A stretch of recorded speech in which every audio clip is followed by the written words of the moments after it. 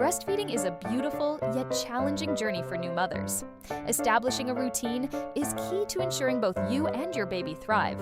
A Pump With Me routine can help you balance feeding, pumping, and storing breast milk effectively. Start by creating a schedule that aligns with your baby's feeding patterns. Typically, you'll want to pump every 2 to 3 hours to maintain supply, mimicking natural feeding intervals. Invest in a quality breast pump and ensure proper flange sizing for comfort and efficiency. Before pumping, stay hydrated and relaxed. Warm compresses or gentle massage can stimulate letdown. During sessions, aim for 15 to 20 minutes per breast, alternating sides as needed. Label and store milk properly in BPA-free containers to preserve nutrients. Remember, every mom's breastfeeding journey is unique.